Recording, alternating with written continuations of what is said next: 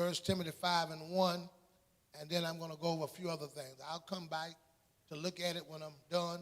Now, I want to say this because this is part of what I want to talk about tonight, and I'm going to be talking about vision tonight, but I'm going to also be going back to the first part of what I'm going in 1 Timothy chapter 5, because I think this is significant to why a lot of churches are not functioning properly, because the church does not have, this is supposed to be a household. This is called the household of faith. And we're not supposed to treat it just like an institution. It's supposed to be a family atmosphere in the household.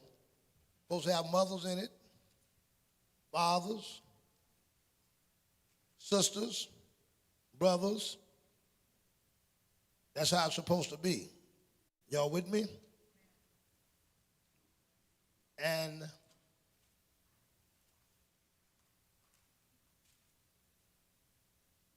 there's an element that's missing, and there's a family element that's missing within the church. That's why sometimes the bathrooms look like they look. That's why sometimes the yard look like it look. Sometimes that's why things in the church are doing like it look, because it doesn't have the family atmosphere. So, three very important institutions in this church: the mothers, the first lady, and the head of the women's department. Y'all three have a very heavy responsibility to make sure that you all help the functioning of the women's department. And this becomes your house when you come in. So you three, the mother, the first lady, and the women's department, just like when you go in your house, in your natural house, you check your bathroom before guests come in. You check your living room and all those things in your dining room before the guests come in. That's what you should do in this house. Every woman that comes in this church to visit, you act as if it was in your house when they came to visit, if your husband invited a guest in the house. That's how you're supposed to reach out to them and make them at home. So you might have a cleaning person. That cleaning person only comes and clean on the designated days. That's like, and I want to use this, Scylla, I don't want you to take this wrong. Scylla's a part of the church, but Scylla would be like somebody that's hired to clean. Like if you would hire somebody to clean your own house. But between times before that person hired, you don't call Scylla to clean. The woman of the house do. You are the women of the house. And the women of the house, it's your responsibility as the women of the house to make sure the house is right. Everything about this church interior is first lady, mother, women department. All of those are your responsibilities. That's what you should be doing. Now, I'm not telling you, first lady, mother, I definitely ain't ask you, Mother Minnie. I know you would if you would, you would. Mother, Sister Spence to clean it. But that's your job to be able to help with the women and to have the influence in the relationship to disperse them to do. Some of the things I'm asking for, I shouldn't have to ask for because you're supposed to have that relationship. You got over 200 women in this church, and half of them ain't doing nothing but coming to church on Sunday with a Bible and going back home. Some want to do something and haven't given responsibility because there has to be a feel of family. This is a household. Y'all with me? And y'all quiet. I'm coming on both sides tonight. So get me this. I want you to see this. Ephesians chapter 2 and 19. So I'm setting order and structure like Paul was doing. I haven't done this in a while, so I'm going to talk about it tonight. And I talked to, where's Shamar at tonight? Where's that? Right, I want to get back here. So I want you to get this feel of how we're supposed to feel in, how it's supposed to be in the church. Where we at? What I said. Ephesians 2:19. 2 and 19. Now therefore, ye are no more strangers. You're no more strangers and foreigners. Foreigners. But fellow citizens. With the saints. With the saints. And of the household of God. Now, this is a household. This is a household. So you got household duties, you got household chores, you got people. So when we're supposed to treat this like we're all a part of this house. That's how I can say to Shamari, this is what I need you to do, because he's a son to me. That's the household of God and God. And if we don't have that relationship, if you don't understand the relationship of a pastor and a member, if you don't understand the relationship, then you can't understand rebuke, you can't understand correction, you can't understand obedience, and you can't understand direction. And most people have a problem with pastors because they have a problem with their own family. They don't know how to be a son to their own fathers, know how to be a daughter to their own mothers, so they have a problem with relationships. Some of the easiest people to pastor are people that already come out of a household where there was a mother and father and one that exercised authority and rule, or that the household was structured. Now, if you come from a house where there was no structure in that household, it's hard to get that. But 1 Timothy chapter 5 and 1. Now, first, when I deal with 1 Timothy 5 and 1, the first thing I want to do is 1 Timothy 5 and 1, is make it very plain in 1 Timothy 5th chapter and 1st verse, that for those people that say there's male or female, Jew or Greek in the house of God, you're lying. You're off. Because first thing he tells you in 1 Timothy chapter 5, verse, 1 Timothy chapter 5 and 1, that there is gender in the church. Look at this. Rebuke not an elder. Rebuke not an elder. But entreat him as a father. That's gender right there. So for those people that say there's neither male or female, can't no woman be no father. He already makes it clear right now that if you have anybody that's going to be an elder, he's a father. So no one can be ordained as an elder that's a woman, because a woman can't be a father. So if you're walking around calling a woman elder this and elder that, when you say elder, you're calling her a father, and it's already have put her in a homosexual position. There's a church now that just ordained a woman as an elder, and there are people congratulating her as she's an elder. She's not an elder. She's a dyke if she takes that position. She has walked into a homosexual position. Now, you think that you're homosexual because of homosexual sex, but it's also homosexual to take the title because it belongs to a man. Now, he has women that are elder women, but he don't call them elder. He say the older women. Now, look what he say about the women. Read, rebuke not a father, rebuke not a what? Elder, but entreat him as a what? Father. Now, notice now what she said. And the younger men as brethren. The younger men as brethren. The elder women as mothers. Now, he didn't give her the title of an elder. He said, you entreat her as a mother. So he don't call the older mothers elder mother. He said, she's a mother. So you have elder, the title, and you have elder that deals with age. So the aged women, he said, you entreat them as mothers. And younger women, you're not mothers, you're sisters. You have to be an elder woman. Now, he didn't say age here. He said you have to be an elder woman to be a mother. You cannot be a mother in the church as a young lady. You're not a mother until you get a certain age. Read it again. Look what it says. Rebuke not an elder, but entreat him as a father, and what? And the younger men as brethren. The younger men as brethren. The elder women.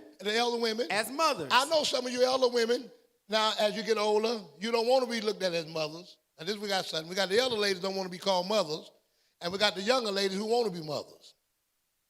But the Bible says elder women, you ought to treat them like mothers as they get mature, because there's a wisdom that they have that's needed.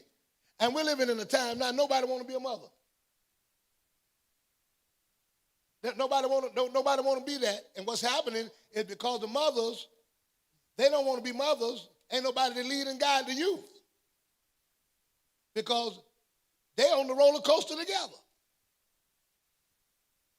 They got the mini skirts together. The mothers are supposed to be the ones that tell them, hey, lower that skirt down. But mothers got hers up there with her. Of course, you want to keep your age. I'm not telling anybody to try to look old or be old. I think we got some nice mothers who have really kept themselves up and have done a lot in years. You wouldn't even know that Mother Minnie is what, 4 years from 90? Is it 4 years? 86? 4 years from 90 years old. She don't carry herself like she's almost 90. But what he's saying, I want the older women, I want them to be mothers. The younger women, I want you to treat them as sisters. Read. Come on. With all purity. With all purity. Honor widows. So I want, this is the atmosphere I want. I want mothers. I want the elders as fathers. I want sisters and brothers. That's the atmosphere that we're supposed to have within the church. Now, we had this atmosphere. We had this feeling. And sometimes we say mother, but we don't really have the mother relationship. Oh, Mother Minnie, Mother Cowart, mother, but we don't have a relationship. These bonds ought to be so strong. It ought to be just like it's your real mother. These bonds ought to be so strong that you can take rebuke, you can take correction, you can take instructions, and you can take directions. And some things that I want y'all to understand, some things you don't get with young age. They just don't get there. You don't get it. You don't get a level of respect. And I have to, this is a letter to Timothy. He's telling Timothy, I want you as a young man, don't rebuke an elder. You ain't ready to rebuke nobody older than you yet. So when I first started pastoring, I didn't pastor the church when I first came like I pastor it now. I had to grow into that position because I was a young teenager, pastoring everybody older than me, and my pastoring strategy had to be different. There's no way I was going to rebuke or correct those mothers. And even today, I pastor different people in the church different than I pastor others. And I realize that even though I'm the pastor, there are some that are my sons. And there are some here that are elder, and they consider me fathers as well. I never forget, Brother Washington came to me one time and said, I thank you, Pastor, for being a father to me. Well, I'm under his age. Brother McMath told me, said, I thank you, you're a father to me. He talked to me as a father, but I entreat those older brothers as elders. I still have the authority as a pastor. They still respect me as a pastor, but I know that level of respect that I give to them. And that's what have kept the church in harmony, because I understand there are different demographics of pastors. I pastor those that are older, I pastor those that are younger, and I pastor those that are of the same age. And so you respect me as a pastor, but then how do you pastor a father? See, now you know how to pastor sons, but folk don't know how to pastor fathers. How do you lead fathers? And you don't lead a father the same way you lead a brother or the same way you lead a son. There are different components of that. I'm going to step back into what I was saying, but I just want to make sure I make that plain. There is a relationship that must happen in order for us to get certain things done. And I want to tell you something. You cannot come on Sunday mornings and get your stuff and leave and get bonds. Bonds are not built by church service. They're not built by church service. That's not how bonds are built. They're not built by coming on Sunday morning and coming on Sunday nights. That's not how bonds are built. Bonds are built one individual at a time. Bonds are built by phone calls. Bonds are built by relationships. Bonds are built by looking and paying attention and seeing who's not there. And I try, now I know I don't, but I try at most, I try to have a relationship with every single member of this church. And as it grows, that gets a little difficult as it begins to grow. It grows. But there's a certain bond that also that the mother of the church, the first lady of the church, the women's department, and it has nothing to do with anything being done or asking for anything to be done. It's just walking up and making yourself accessible, making yourself available, knowing and creating strong bonds. And they should be so strong, they're motherly bonds. They're sisterly bonds. That's how strong they got to be, because that's what keeps because when people can just, it's hard. I'm watching now, and I'm seeing, and I thank God for you three sisters here, how difficult it is and how tough it is. I went over the other day and I saw everybody at the house, and you can be moved emotionally by how strong the bond is with your mother. And you know your mother saved, you love her, but you see there's a bond, there's something missing, there's something absent. You think about it because there's a relationship.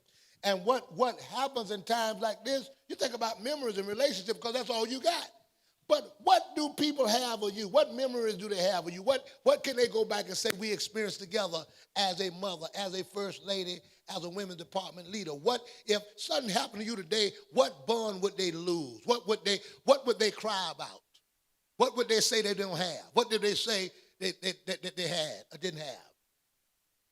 What if something happened now, what would be the memories? What would be the bonds? What would be the connection? Is there an attachment? If there's an attachment, is there a bond? Is there a father-son bond? Is there a brother-sister bond? Are y'all following me? I mean bonded. I'm not talking about just going to church together. I'm saying bonded, connected, solid. From the babies down. You know, it surprises me that I can have children that I ain't seen in 6 months, 7 months. Children I don't even know me. I don't even know they know my name. But just little old simple things that I do. And they'll tell you, I will come to the office sometime on Sunday morning, and I'm hearing a knock on the door, and I'm looking for a grown person, and there's a little child at the door knocking. Pastor, and now listen, but because there are things that you don't see. There are children that don't have fathers in their life, and some do. I take them out. I take them places. I do things, connect with them, establishing bonds, establishing relationships. A lot of this is a missing component because if you don't have that, but you can call me and say, hey, we need to clean some fish today or clean some chicken today. No, you know what happens? Why are we together? We got that. And I want you to learn from the best. I want you to learn from the best. And I'm not talking about me. Y'all had perfect examples in this church of bonding, of sacrifice. Mother Miles was a perfect example of a bonded person. She bonded. She brought many of you in, bonded. She rode them in the car, bonded. She took them up, bonded. I mean, connected. Everybody knew her. The children knew her. Everybody. She gonna connect you. She compliment you. She get it in your face, and she call you. She talk to you. When you teach you how to fix plates. Sit right up there and then sit down there with a chair while you fixing plates and say, that's all thrown together. Don't mix the. If I was sitting down at a table, say, Pastor don't like his food like that now. He don't like his stuff touching. Move it over. Don't let it touch like that. Yeah, so don't touch that. Teaching how to respect a man of God. One time we was in the house and Sister Cowart was playing all over my head and I said, leave him alone. She said, that's my husband. She said, but that's my pastor. And in the public, we don't need to see all of that. She said, because I don't want people to dishonor him with you doing that. So he's not a common man in front of everybody. Y'all do that at home. You do that with him at home, but do that in front of everybody so everybody see that. Now you move back because I got to respect him, and I don't want everybody looking at that like that. And you also, she said, y'all, you move back. She told us, you move back. When I was having problem with Sister Cowart, when she didn't want them people to stay at the house. She didn't want them to stay at the house. And a lot of people, they saw her rebuke. And I'm going back, they saw a rebuke, but they didn't see a relationship. So when she was out there, I called Mother Miles and told her, she said, no, you get up there and you get this house clean. And she said, well, I ain't got no sheets. She said, that's why you should always have something in there clean. And she put it on, taught her how to be the first lady after church, how to respond, and these particular things there. And it was, so what I'm saying is about building relationships and bonds. I need your time. I need your time after service to invest in these young ladies. I need some moments that's not on the program, that's not on the calendar, that you pull these sisters in and say, listen, let me start mothering you. Let me start getting that relationship as first lady. And I understand that the church is growing, but these are the bonds that keep, because besides preaching, people need family. They need family. It's hard to break a family away. Now, family have problems, family have issues, family get upset with each other, but family, in many cases, they bond together. I don't care what happened, we're here. See, a lot of people, they can easily leave the church because there ain't no family. You can easily, but when you become a family, it's hard to leave even when you're mad. Because that's my family, and we can stay in the same house. But see, we got a church relationship, but not a family relationship. When you got a family relationship, we may fuss, we may fight, and we may disagree, but when it all boils down, we are coming to mama's house, and we going to come here, and whatever we deal with, but we still family. Amen.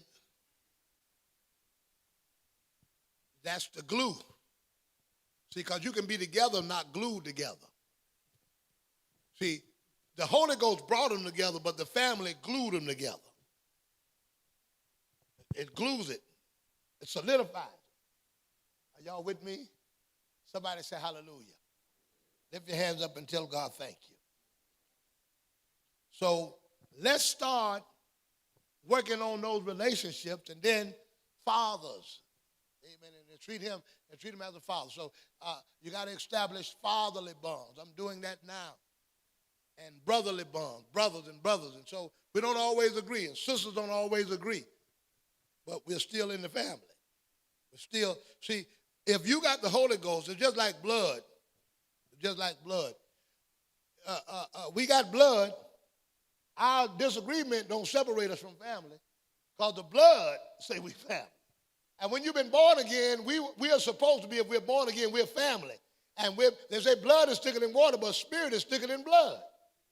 We're supposed to be so thickly connected to the Spirit of God that a disagreement don't divide us.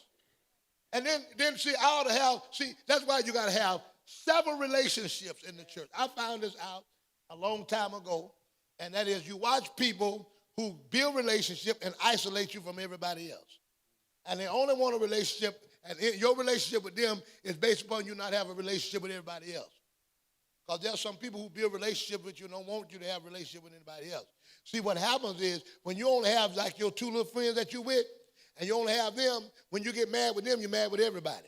But when you got other people that friend you, when one show out, you say, well, she's still a good sister. So you got about 50 relationships that you done built down here. I don't care if two of them like the devil. Jesus had 12 disciples. Only one of them was cutting the food. So you will have people in the church that will show out, but it's important that you build relationships with everybody. All of us ought to be building relationships, and that's where that mother component is. That's where that first lady component is. That's where the women's department component is for these women. So that's like I called these brothers together, and I'll be checking. I'm working on the yard, getting all those things done.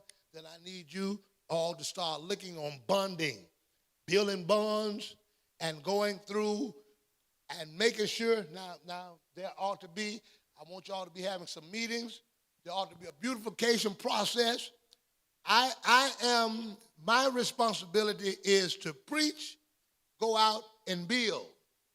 The inside responsibility, beautification, immaculization. I'm going to use that word, immaculate.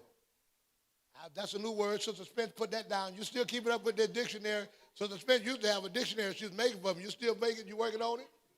Yeah, Sister Spence, you done gave up on the dictionary. This is a new word. Let's start over. Immaculization.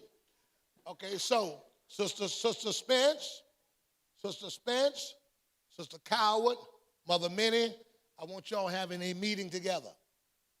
And after this meeting together, I want y'all to have a proposed plan for immaculization. Add the women in that you all know that understand decoration. Y'all give me a plan to immaculize this building. All right, there's another one. Lay it out to me.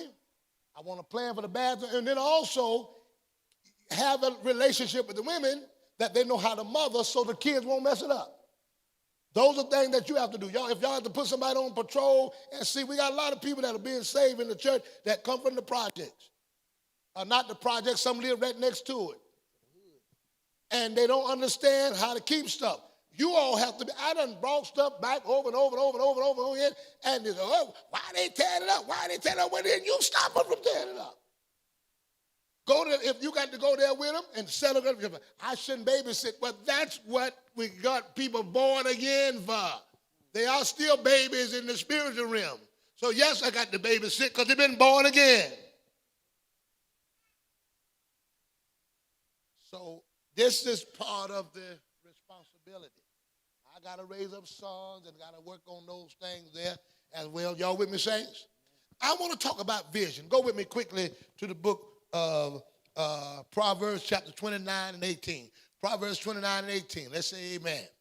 So what you do at home? So when husband have his wife, he go down and say, what's to eat in the kitchen? Then they go in the bathroom. What the bathroom look like? So I'm coming and said, all right, as a pastor, all right, sisters, what does bathroom look like? So the man come home, bathroom, dirty in the house, but he said, hey, honey, this bathroom is a mess. So you got mothers,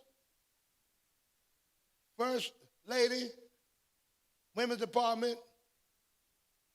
I should be able to say, hey, wait a minute, sisters, what's going on with the church? That's not Scylla. Scylla's hired in. She's a part, but she's hired in. That ain't her responsibility. Her responsibility is what we hired her for. But she's not here.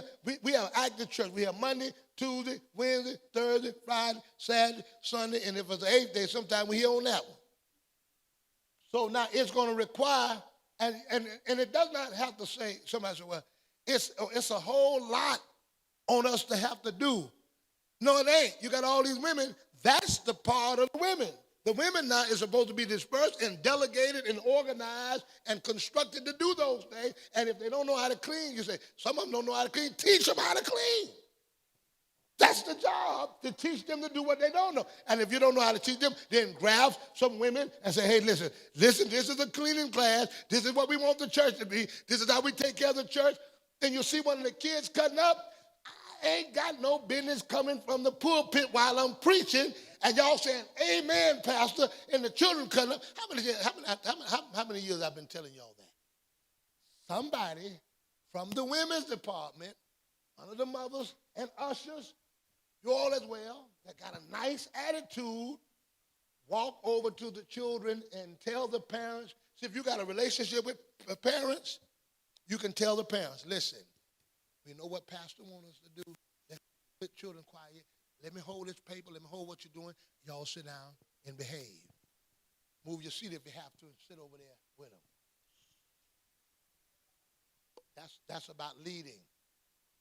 Did you hear what I'm saying? Somebody say amen. Lift your hands up and tell God thank you. That's about leading. That's about being over and helping women, teaching women. Go with me quickly to the book of Titus chapter 2, and then I'm going to go into what I need. Titus chapter 2, what it says, Titus 2 and 1. But speak thou the things which become sound doctrine, that the aged men be sober, grave, temperate, sound in faith, in charity, in patience. The aged women likewise. Listen, let's deal with the aged women. That's why I talk about likewise. that they be in behavior as becometh holiness, not false accusers, Yes. not given to much wine, Yes. teachers of good things, that they may teach the young women That they may teach the young women. to be sober. All right, you see, when you say teach the young women to be sober, we don't need a class for that. Everybody looking for a class. Everybody don't need a class. Well, you know somebody finna get married, young lady finna get married, and you hear and announce, say, hey, so should get married. It'll be automatic that some of those mothers who know their position go walk up to them and say, look, I hear you finna get married. I want to take a few minutes. I want to spend some time with you to talk with you about marriage. Just to minister to you. You know how to cook, baby? What are you expecting sexually out of your husband? You know, you understand that? You know how to clean the house? Let's talk. Let's talk. Now, if your young daughter was getting ready to get married, you're gonna help her prepare and prep for marriage. It should be no different in the church. So we see them getting married. Somebody finna get married. Well, let me talk with her. Somebody just newly got married. Just got married. They just got married. And I thank God for y'all having little baby showers up there. But then if y'all don't talk to these ladies, y'all gonna have baby thunderstorms and hurricanes. Y'all having baby showers, but then now y'all done had a shower, and then after the shower over, they got tornadoes and hurricanes in the house. Because y'all had showers, but no talks.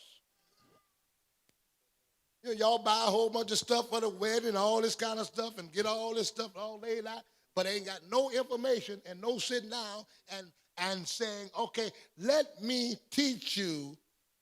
Because let me tell you, all right, I know I'm in something now. I'm in something deep now. Amen. Y'all with me? We got some gaps that need to be filled. And I want y'all to work on filling those gaps. You get women just having babies. Mother Miles will deal with that. One woman coming to have that. Girl, get yourself home.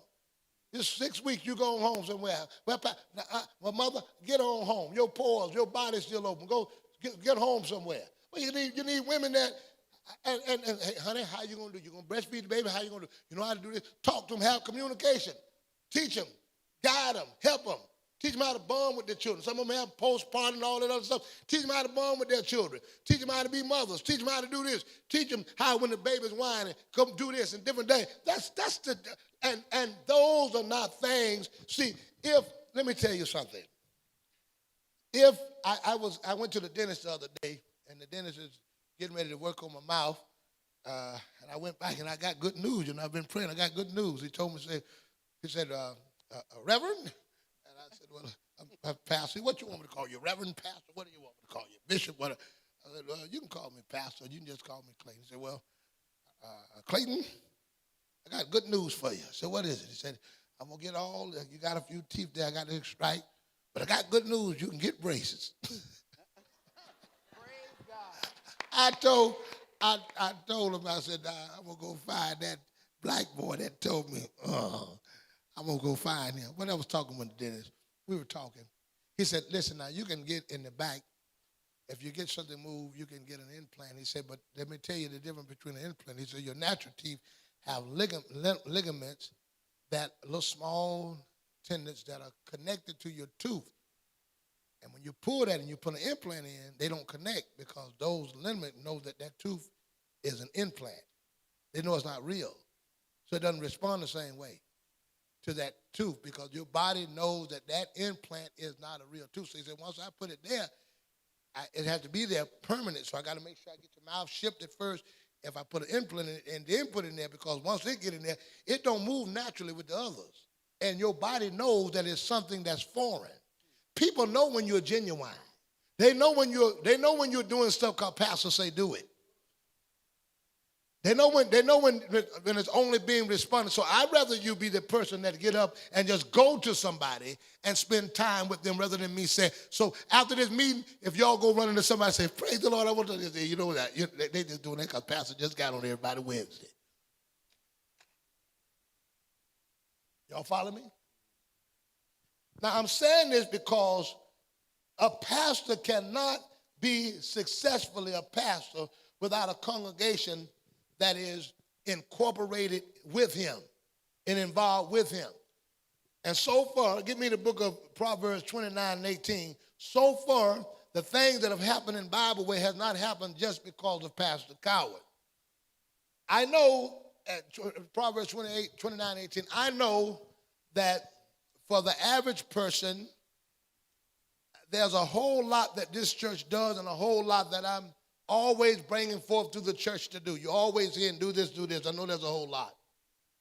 But, you know, pastor's talking about building a gym. Now he's talking about building a hotel. Now he's talking about the grocery store. Now he's talking about this. I keep that because the lifeline of people is vision.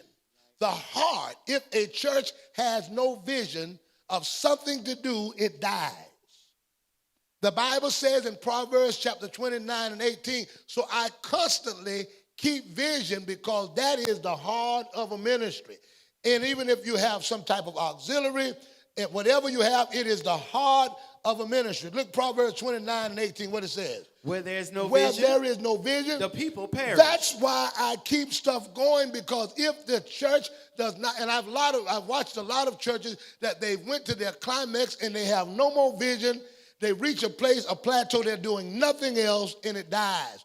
If there is no vision, the people perish. If there is no school, if there's no gym, if there's no college, if there's no hotel, and what has kept this church alive, we're always working towards doing something. We're always building, always doing something, because that keeps you alive. In a church, it's vision that keeps it alive. It's vision that keeps the people motivated. So you got to always have something that you're doing before them. Where there is no vision, the people perish. And I want to say this to you, and I want you to understand this. In Genesis chapter 1 and 20, and the relationship between a pastor and a congregation. God gives a man of God a seed. A vision is a seed. Give me the book of Genesis chapter 1 and 20. You'll see the nature in which God made things. Listen at this. Genesis 1 and 20. The nature in which God made things. Look at 1 and 20. Read. And God said, let the waters bring forth abundantly the moving creature that hath life, and the fowl that may fly above the earth in the open firmament of heaven. And God created great whales and every living creature that moveth. And God said, read it again. And God said, let the waters bring forth. As a leader, you got to have something that you can speak to, that can bring forth. The problem with many leaders is they have a voice, but they have nobody to speak to. A man can be full of sperm and full of potential children, but if he has no woman to put those children in, he cannot produce. And a pastor can have all the vision that he wants. If there is no church that's healthy to produce that vision, it doesn't come to pass. In fact, you've got more work to do than I do. And I want you women to know you do more work in bringing a child in the world than the man. All the man does is lay down, enjoy himself, and walk away and leave you with the seed in you. And your body makes the legs, makes the arm, makes the heart, and then you got to push it out. Church, God give me the vision. That's easy. Seeing it is easy. Seeing buildings and getting that stuff in my spirit is easy. God give them to me like that. They're in me. My quiver is full of vision. But if the church is not healthy, that when I put that vision in you, that you can materialize what God has. Now listen, we were healthy enough to bring this to pass. This was a vision that was in my spirit, and I put that vision in my spirit and took that vision out of my spirit, put it in the church. The church got pregnant with it, and we pushed this out. This is not the product of Pastor Cowart. This is the product of God putting that in my spirit. I'm putting that in your spirit. And once it get in your spirit, you put materialize on it and bring it out. I only have the vision, but you have the provision. The man only have the sperm, but you got the body, you got the toes, you got the fingers, you got the eyes, you got the head, you got the kidneys, you got the heart. All of that's in you. All I can do is see it, but you can bring it to pass. So there got to be a relationship. which means when I'm communicating and when I'm talking about what God is doing, your spirit got to be open to receive it. Now, if we're going to bring these things to pass, you got to get pregnant with what I'm talking about. You got to get pregnant with this city and keep it in your spirit until it materializes. You were pregnant with this and brought this to pass. You were pregnant with that, brought that to pass. These are big babies. These are the twin towers here. And guess what? Came in my spirit, pushed it out to you. You birthed it. The house over there, you birthed it. The White House, you birthed it. So our wound is good, but you see, you have to be careful. You have to be careful at a church as it gets older. And you know, women, when you start having babies, we don't never want to get past our flower. See, a lot of churches, they were good and productive, but as the church grew and got older, they stopped producing. So now they don't do anything else now. They just go to church, shout and clap their hands. There's no more building projects. There's no more visions. There's no more goals. There's nothing else to do. Amen. Y'all with me, saints? How many of y'all ready to produce? Hallelujah. I said now it's gonna be a heavy one. Now you done pushed out this big old church here. We done pushed out a baby there, pushing out babies there. Oh Lord, a hotel and a mall, that's a pretty big baby. But I want you to get this in your spirit. Hallelujah. I want everybody in the building, just put your hand together and praise God for what God's going to do. Come on. This is a week of vision. Let's praise God for what he's going to do. Now, I don't want you, listen to me. I don't want you to just hear me tonight. I want you to think about all these things that you know that we are trying to do. I want you to put those in your spirit and praise God for them coming to pass.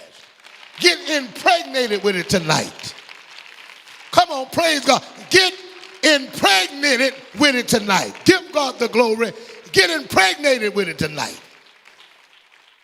Grab somebody by the hand, look them in the eye and tell them, it shall surely come to pass. Come on, open your mouth and say it again. It shall surely come to pass. Say it again. It shall surely come to pass. You see, not only must a pastor be able to impregnate the church with his vision, but the pastor got to be able to do a sonogram of the vision and tell the church about it to keep that excitement. You see, when we were over in Harth Road, I want y'all to remember, I told y'all when y'all were halfway coming to church, then I said, now the time going to come in this building, y'all ain't going to get a seat. You're not going to be able to get a seat in it. Amen. Praise the Lord. Amen. One or two sides of this church could feel what we had over there. And look what God is doing now. Look at people that are coming from everywhere. And I can see the sonogram of what God is getting ready to do. And I want you to know, I see the big hotel. I'm going to tell you, just like I saw this, I'm going to tell you what I see. And I just need you to get excited about what's in you. In every one of you collectively is everything we need to bring this hotel together. Everything that we need. See, it's in you collectively. It's in you collectively. And this week, I'm just coming to do a checkup to see how healthy the vision is that's in you. This is our checkup. This is our checkup. And I don't need anybody here that doubted. Amen. You doubters and non-faith people, praise the Lord. We don't need anybody that doubted. I want everybody to believe it will come to pass. I don't need anybody with any doubtful spirit, any hindering spirit. Let's praise God and give God the glory and tell God thank you.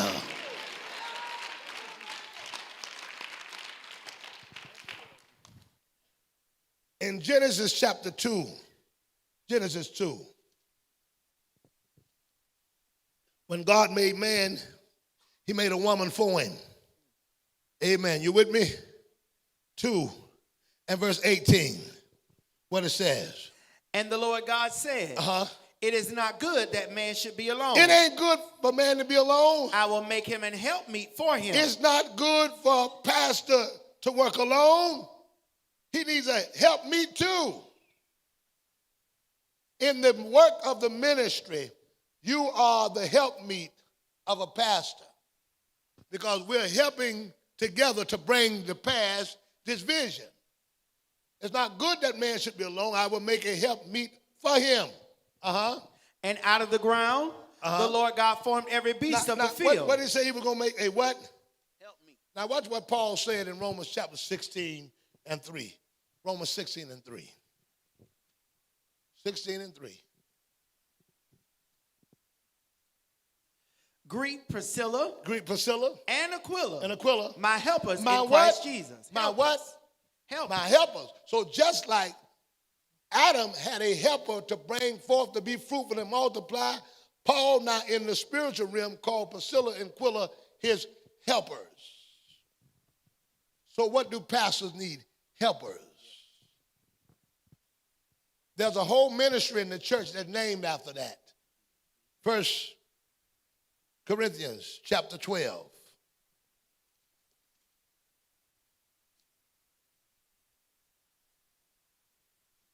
1 Corinthians chapter 12 and verse 28. And God has set some in the church.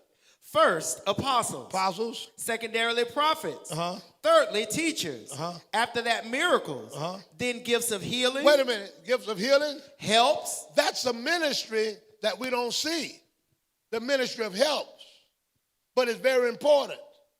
And Paul talks about his helpers because it's the help that brings forth. It's the help that brings forth vision. So a lot of you, you're in the church, you're saying, well, what's my ministry? What's my call? What did the Lord call me to do? Some of you, it's not healing. Some of you, it's not preaching. Some of you is not teaching. Some of you is simply help. But if you look at the order, help, I think, is number 6. He says you gave what? What he said? Gave some what? First, apostles. Secondarily, prophets. Thirdly, teachers. After that, miracles. Then gifts of healing. Helps. All right, get 2 Corinthians 1 and 24.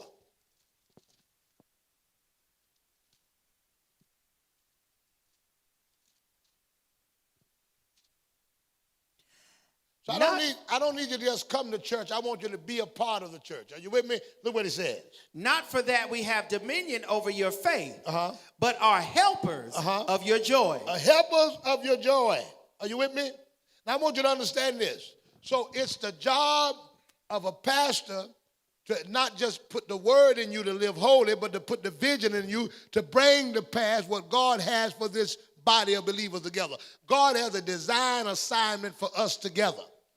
So when God called me and chose me and put me here as the apostle, as the pastor, God not only did that, but he has an assignment. He has an assignment. He gave Noah an assignment to build an ark. He gave Moses an assignment to build a tabernacle. He gives each leader an assignment to do something. So my assignment, I understand my assignment was to build a gym. My assignment now is to build a hotel and to build the mall and to build a grocery store and to build an economical strong system in this area. So that's the assignment. And that assignment that God has given to me is the assignment of this body together.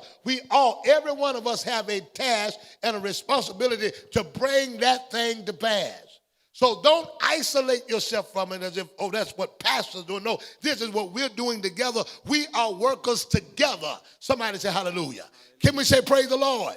Amen. How many of you thank God? This is not Pastor Cowart's vision. This is our vision. How many of you believe that tonight? You got to embrace it in yourself. You see, when a woman gets pregnant with a baby, it ain't his baby, it's their baby. This is our vision. Amen. That we're believing God together to bring the pass. And what you have seen here, and you look around here, this is not the work of one man. This is not the work of one person. This is the work of a people unified, working together in unity to bring great things to pass. Can you say hallelujah? And it takes us working together. Behold how good and how pleasant it is for brethren to dwell together in unity. Grab somebody by the hand and tell them we can do this together. Amen. Tell them again. Open your mouth. Tell them we will do this together. Let's give God a praise for what God is going to do in this place. Somebody ought to say hallelujah. Give God praises and tell him thank you. But it won't be without labor. And that's where the problem comes. Labor. Romans the 16th chapter and the 6th verse. Labor. And Paul talks about that. when we deal with the thing that God is doing, it's not going to be easy. And I want y'all to understand something. When I say labor, we understand labor that a woman has in her body. That's labor.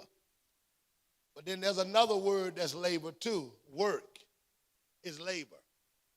See, bringing ministry to pass comes through labor. So there's some labor that come from here, but then there's also labor come from here. And so in order to bring things to pass, could you come here for a minute, Brother Bam?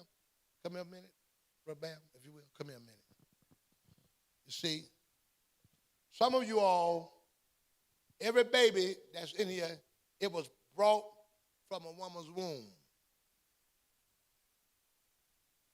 These hands here, labor have been brought out of these hands. Labor. Hold them up for me. This is a womb. This is a womb. These are. See, you got a belly that's a womb, and then you got hands that's wombs. That right there was birthed out of here. That house over there was birthed out of here. That gym over here was birthed out of here. And so what's happening is, if this thing is going to be done, we're going to need hands. That's why the Bible said, whatever your hands find to do, do it. You're going to need hands. You're going to need people working in. You're going to need people that got within themselves the mindset that my hands bring things to pass. There's a generation here now, you can be seated, Brother Bam. There's a generation now that doesn't understand the power of the laboring hand, the power of bringing forth from the hands. There's a generation of young people that have got so used to the air conditioning.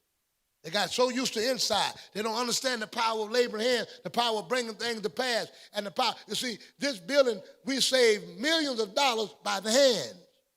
Over that building there, we saved millions of dollars by the hand. The houses, millions of dollars by the hand. And it used to be a time, and you see, and this group of young men now, that these group of guys that come in now, and the ones that came in back in the day, they look at you differently as men now, because they came and they labored with their hands to bring this to pass. They literally labored. All around this building, there are handprints of people that labored. I mean labored, working night and day. We'd come in here, put in night lights and work. And boy, we were working. They were coming from different churches coming laboring. On Saturdays, we come out here and labor. They keep it up. Ella Burnett sometimes would be sitting down at different places that we were working on over there in Plant City, just working, laboring. So we need that laboring hand. And so you got to have people that have a mind. Church, you got to embrace vision. You got to become pregnant with it. You got to love the church. This can't just be a place that you come on Sunday mornings and Sunday nights and go back in and out. You got to find something in the ministry that needs to be done and do it. Brother King came, and they came out of get me Romans 6:6. They came down out of New York, came, and immediately they saw that there was some problem with the van, transportation, because we were having problem with people picking folk up. Every Sunday, almost looked like we were missing somebody. Somebody was late. Somebody wasn't coming. People kept dropping the ball with the van ministry. Got 10, 11 people trying to get here to church, and some Sundays they would get here, some Sundays they won't. Sister Laura be calling me. Brother King immediately spotted that problem, said, you know what, Pastor? Give me a key to the van. I'll pick them up. I'll go take them. I didn't ask him nothing. He saw the problem that was there, said, I'll go do it. I'm just going to go do it. I'm going to go take care of it. You don't wait till somebody tell you to do something. You're supposed to be a part. I want everybody listening to me now. I want y'all to listen to me. You've got to become attached to ministry. You've got to become, it's got to be your life. It's got to be your heart. It's got to be your mind. It's got to be your soul. It's got to be what's in you. You got to love it. You got to put it in your spirit. And many of you just come here to worship, but you don't see this. This is much greater than just a worshiping place. This is a place that lives are changed. This is a place that people make a difference. This is a place that God has made a difference in your life. And we want to now, because many of you and a lot of time, people don't have an attachment to stuff because they come out of apartments. They come out of, they never had anything permanent, and because they don't have anything permanent, they don't know how to treat it like it's theirs. When you have a project mentality or a rental mentality, and I want y'all to get out of that, you don't understand. See, when you're renting something, when it breaks, you call the maintenance man to get it. He got to fix it. But when you own something, then you got to keep that thing up yourself. And because a lot of you see, you can pay $6 a month for rent, $10 a month for rent, and you break something, you call and put a service order in, and they come and fix it. But when you own something, you treat it better because you the one got to fix that thing. And that's why you got to get the mentality about, that's why so many of you have that mentality about the house of God. Oh, tell them to say, that's all right, the deacons will fix it, the pastor will fix it. No. There's a different mindset. Somebody say hallelujah. Lift your hands and tell God thank you. Romans chapter 16 and 6. Romans 16 and 6. Greet Mary, who bestowed much labor on us. Labor, pushing labor. Amen. Give me the book of 1 Corinthians chapter 3 and 8. Now he that planteth and he that watereth are one. And every man shall receive his own reward according to his own labor. According to his own what? Labor. 1 Corinthians 15, 58. So we got to labor. And you that have had babies, have had children, you know that labor ain't easy. You get pregnant, and that baby will stay in you, but after a while, that baby start giving you trouble. And if you have true vision, you get pregnant with it, it starts giving you problems. You start feeling it. It starts hurting. It grows in you. And it grows till it's uncomfortable in your body. It grows until it's uncomfortable. It gets in you, it's uncomfortable. And you know, the church has got to get in an uncomfortable position for us to birth. We got to have something, it got to get so big in us that we can't just stay in us, that we got to push it out. So I understand the difficulty of having multiple visions. And sometimes as a church, I say, Lord, what is Pastor doing next? What are we going to do? Now we're going to build this, we're going to build a whole town next, a whole city next. No. You got to get it in you. You got to get uncomfortable. Sometimes it's uncomfortable because we're asking to give. Sometimes it's uncomfortable because we're asking to work. Sometimes it's uncomfortable because we're asking the brothers, we need folk to do this. It's uncomfortable, but that's a part of birth. How many of y'all are willing to go through it enough until we bring this thing to pass? Until we bring this. And you know, it's a blessing to go back. And when you look at the church, this is what you have to do, and I'm getting ready to close, but when you look at the church, you have to walk into this building as you look at it, every time you look at it. And many of you all, how many of you all was at the Hobbs Road church? That was Hobbs Road. And it was a part of this church being built. You got to look at it as it started growing. Tammy, as it started growing. Y'all got to look at it when you see new faces there. And look at it as if you're watching this baby that was birthed through you. So look how the church is growing now. Look how God is filling it up now. Look how souls are coming in now. Deborah been here over 30-something years. All right, about 30 years. I've been over 30 years. Now you can look back and watch and see after 30. Where's Shambria? She here? She here? Is Lawrence here? Shambria.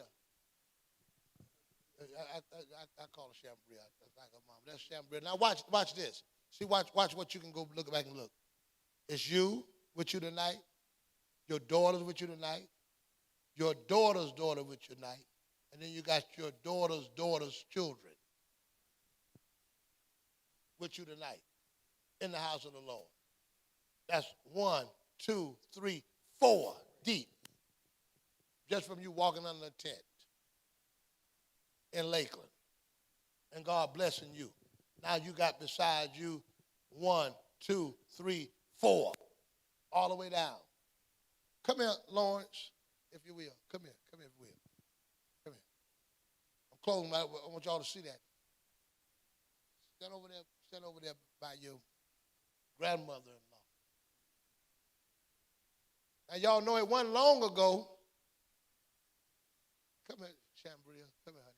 It wasn't long ago that she was up there singing as a little girl in the choir. Sang about like her grandbaby size. Right? It wasn't long ago she was over there. Now, you look at her, and look at this. This is the whole, how many generations deep is that? What, 3? That's 1, 2, 3, 4. 4 deep. 4 deep in the church.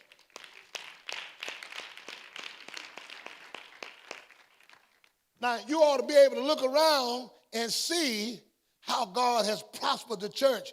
And you all that was in the beginning when you had only the middle row full at the Hobbs Road. So now what we've got to do is you got to look at this and this has not been a journey by myself. This has not been a journey by myself. And that's where most pastors miss it, because this has not been a journey by myself. This has been a journey with us together. And I look at Gerard. Stand up, young man. Gerard, like this, singing as a baby. Amen. Singing every song, singing, testify, singing. And now he's still here. Amen. Somehow you are 35 years old. I've probably been pastoring for, 33 at least. Little young, coming up, growing up. So you look around the church and see how deep it goes. Now, what I'm trying to say to you is this did not happen by myself. Your dollars, your tithe, what you've given, this is the hand of God working through us to bring this together. This is God. This is God. And years later now, your mother's dead, but you're here. Your grandmother's dead, but you're still here. I remember when Sister Paula came in, I knew when Robert was born. And watch God just materialize things. I remember before Ronnie got saved. God got him now. He got him. I remember McMahon. He came in. McMahon used to smoke reefer, y'all. Come here.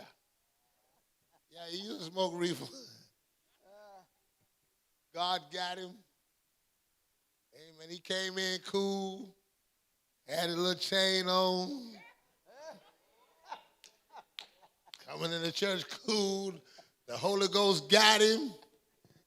I think he got it by laying on the hand, or did he? Did he get it by laying on the hand? He got it by laying on the hand. It got hit him. The Holy Ghost hit him. He just spoke in tongues. He looked like, what was that? Amen. Praise the Lord. Can you give God a praise? God is doing something. Come on, let's praise God and give God glory. And then you look, come here, Gina. Come here, Gina. Marcus. Who would have thought Marcus got saved? Marcus got saved. God knocked him down like Joe Frazier. Hit him, knocked him down to the ground, filled him with the Holy Ghost. Then come here, Gina. And y'all, you're watching all these folk get married. Gina that came in just as quiet and kind and got married now. Sister Ford. Working hard in the kingdom. Mother Cooper, years later. Come here, brother, Minister Washington. Come here. His wife. Come here, Sister Washington. Y'all remember Mother Cooper? Amen. Now her grands are here. Amen. She loved her church. Now look how God did. Now they were in California, and I got the call.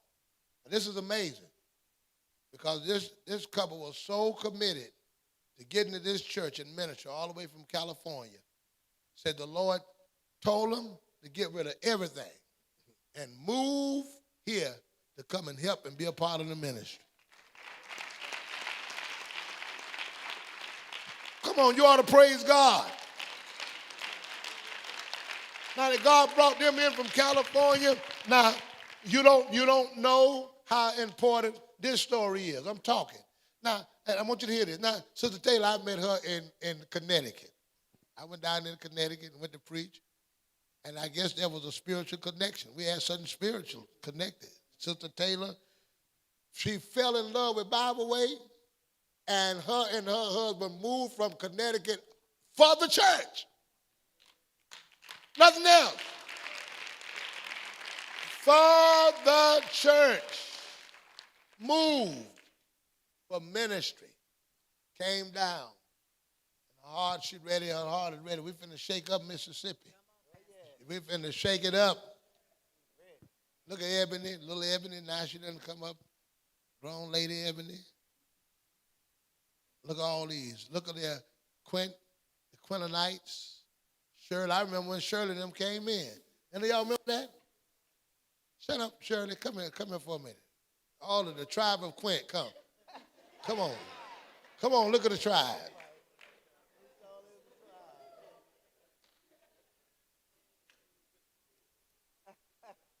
Come here, Wallace. Come on, tribe. Come, Wallace.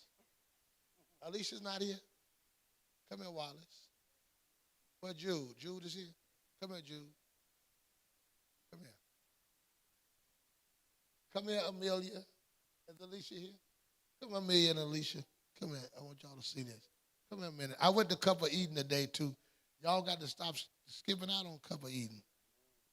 All right, there they go. I just want y'all to see this. See these young people.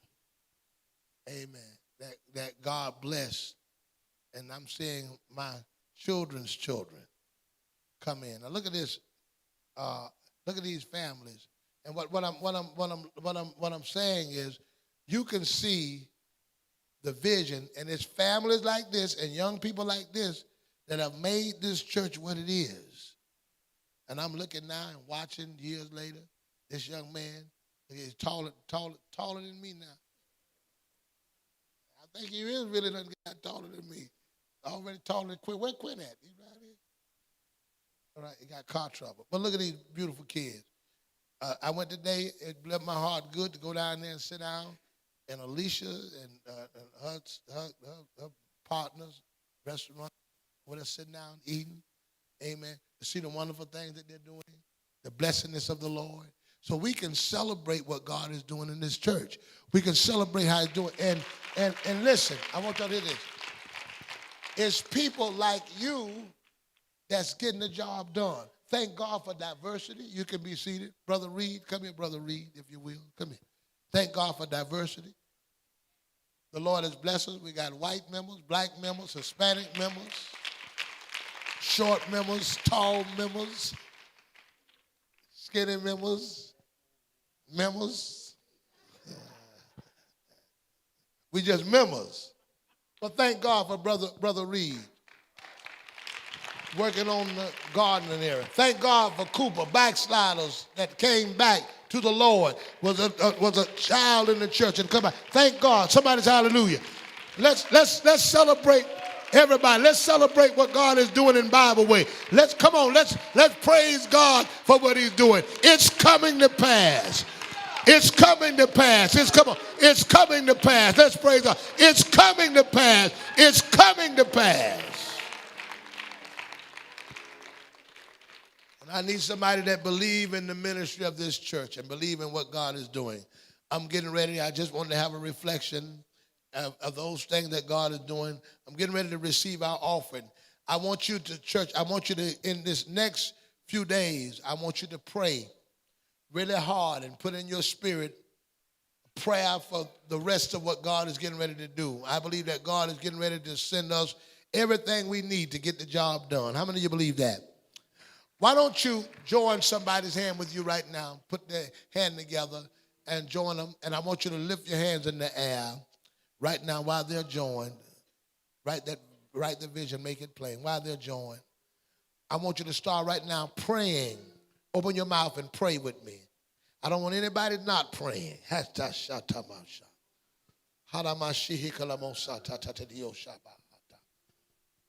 While your hands are joined. That's right. Some of you, why don't we do this? Why don't we stand tonight? Everybody stand while their hands are joined. I want you to pray for me. I don't want us in this project here. I don't want us in this project here to have to work as hard for the financing of these projects. I'm believing the Lord is going to bless in the church that we're going to get a couple of $1 million, amen, in a short time to do what we need to do. I believe it. Y'all believe with me?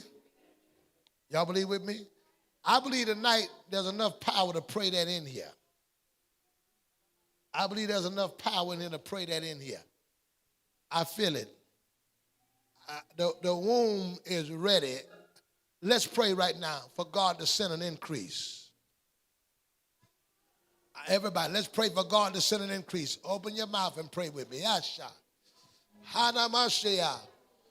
Let's pray for an increase. Let's pray for an increase. And while you're praying for an increase for the church, I'm praying for an increase for you. God, I praise you for the financial increase for these that are here. I praise you for canceling debts. I praise you in the name of Jesus for what's about to happen. I give you glory, God, for the vision. I give you glory. Ha sabo shaba. I give you glory. I give you glory. Come on, let's lift our hands up. Let's lift our hands up. Let's lift our hands up. Let's lift our hands up. Let's lift our hands up. Let's believe him. Let's believe him. Thank you. Ah, shaba hokabahasa. Etabasa. I want you to pray for me tonight. Etaba. Hey, God, bless me, Lord. Give me the wisdom. Give me the guidance. Give me the direction. In the name of Jesus, bless us, Lord. Bless our going in. Bless our going out.